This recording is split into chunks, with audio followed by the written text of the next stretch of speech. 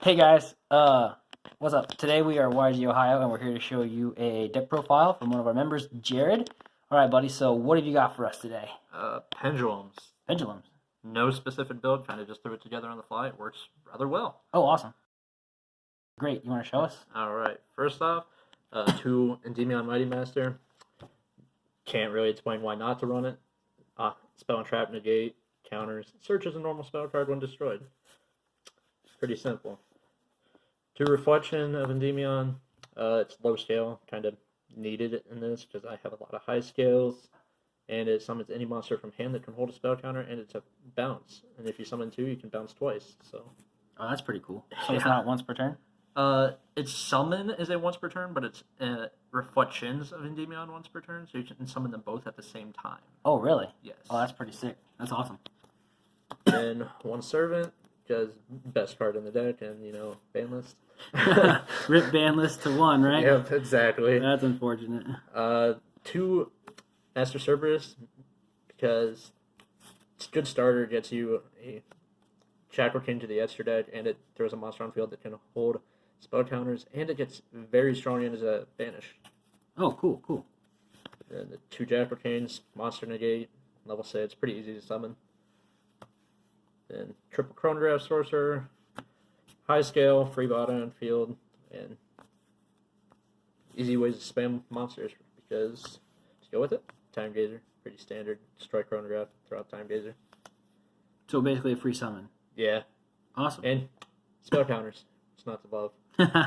All right, fair enough. 2 Harmonizing Magician, when it's pen summoned from your hand, special summon any magician from the deck, and it's banished when it leaves the field. But if you do a level 7 and go into Seas, it's not actually banished, it just goes to the graveyard because it doesn't leave the field.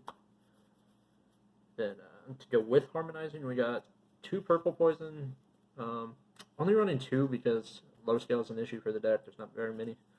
So at 1, and their effects actually do come in hand, because if it's destroyed by battle, target a card on the field and destroy it. So beneficial. Then 1 Blackfang Magician, high scale, level 4, Dweller, all that sorts of stuff. And if it is destroyed by card effect or battle, you can target a dark spellcaster monster in your graveyard and special summon it. Oh, that's pretty sick. Which comes in handy a lot with the rank 7s, because you can overlay Endymion to go into Absolute Dragon. Absolute Dragon gets you Vortex, and then this can get you your Mighty Master badge. And that's an Omni Negate, right? The Vortex? Yeah, Omni Negate, and it gives you Pendulums back to your deck. Oh, awesome. Cool. Then the Celestial Magician, it's new, came in Magic with Heroes. It searches any Pendulum card from your deck to your hand during your end phase, which, this with Electromite would be nice. Again, rip ban list. Yep, rip ban list. And Dragon Caller, because I still do run the Guard Dragon LP, so this making anything I control a dragon is kind of nice. And if your opponents don't really know what you're doing, Borload and Boral Sword are dragons, this game doubles its original attack if it battles a dragon, so it becomes 4,800 for battle. Oh wow! So it's a way to kind of psych out your opponent, like they don't even know it's what's another low scale. Another low scale. All right, cool. Then Wisdom Eyes, another Pendulum Magician, searchable by pen call, level 4, Dweller, and Cowboy, just Cowboy for game, and Dragon Pit.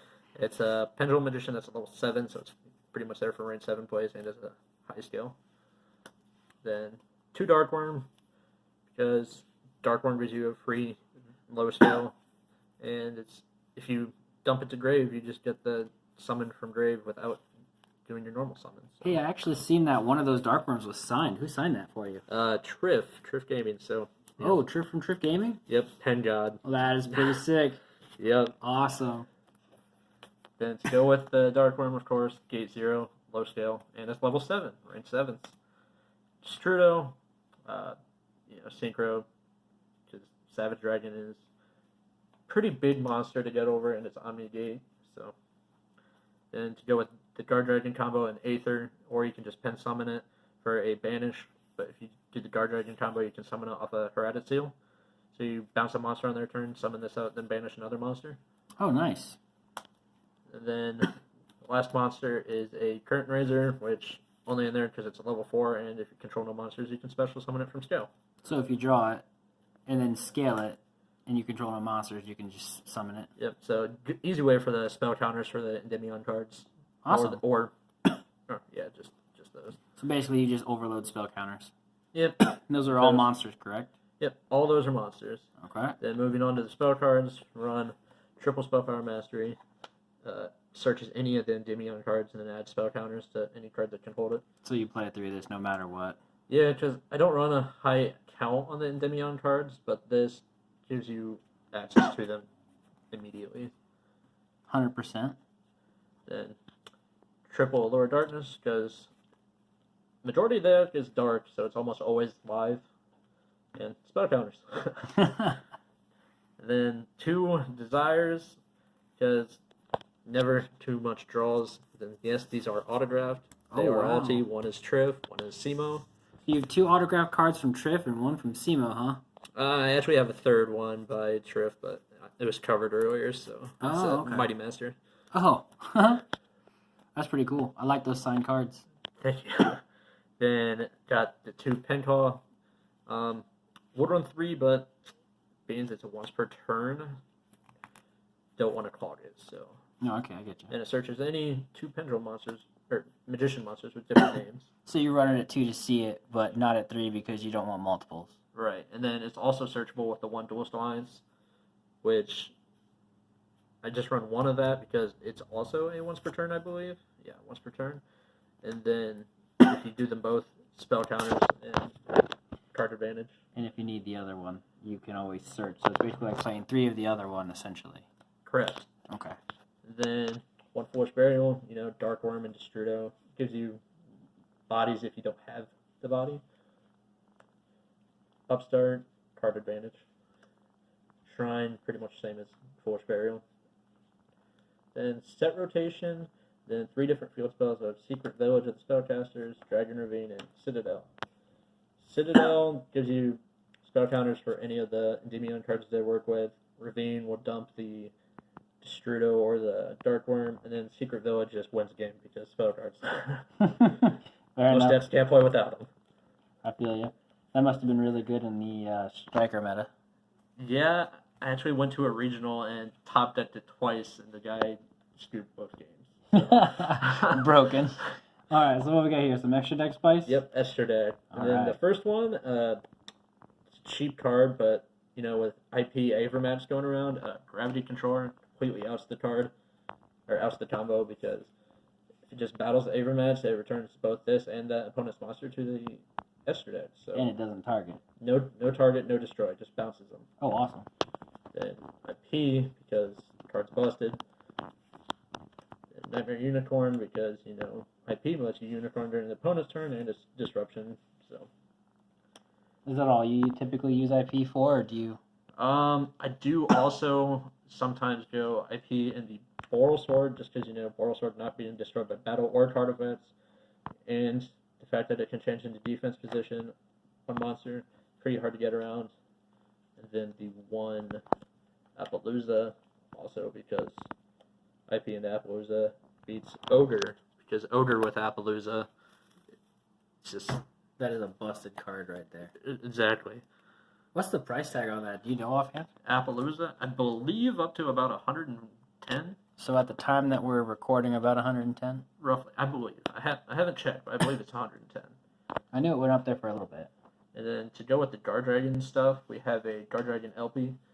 And I would run Pisty, but with Electromite being banned, you rarely get to both Dark Worms. So I feel like only one is good enough.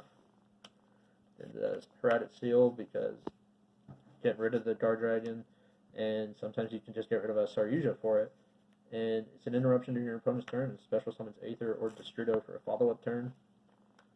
Then Triple Burst, also just to get rid of the Guard Dragon, and it's actually a negate during the battle phase, so nobody knows that. Double uses. Nobody uses it for that. Exactly. Then Saryuja, draw 4, get 300 tougher. Pretty standard. Then Dweller beats a lot of everything, especially with Shadal's going around right now. You stop their send effects. Isn't Dweller. That's when the effects that activate engrave don't activate this turn. Correct. And you can activate it on your opponent's turn? Yep. Either player's turn. Which I actually dueled a Shadal player and he set up a decent field. And I just went into that, detached during my turn. So every time I destroyed any of his Shadals, they just no effects. It's kind of nice. Then Cowboy, never knowing you'll need to do 800 damage per game.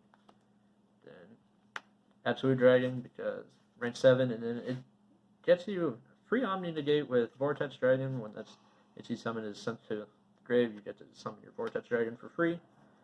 And then the Savage Dragon, because with Saryuja it becomes like 4,400 Omni Negate 4 times. That's kind of broken. Yeah, 4,400 is rough to get around. So is that once per turn? Yes, sir. Okay. And it doesn't destroy it, just the Omni Negate. Gotcha. All right. Well, that was a pretty nice tech. How do you feel about your deck going into the current meta with spirals, shadows coming up? Well, with the side, I feel like you for spirals almost have to run draw and lock, and if you just draw and lock them, they're kind of dead for the turn, which they don't set up the most board if you stop them early, so pretty breakable, pretty easy. Then Shadals, they can just set up a real nasty board with Appaloosa Winda, sometimes another monster. That one's kind of rough, but other than that, not much. Some Mandrade's kind of a hard match, but if you can just stop them early, pretty good. Basically stop them from establishing a graveyard so that they can just go off. Yeah, pretty much it. Fair enough. Awesome. Well, thank you for recording the deck profile today. Yep. All right. And again, this is YG Ohio saying thank you for watching the deck profile, and hopefully you picked up something here that you can learn. See ya. Peace.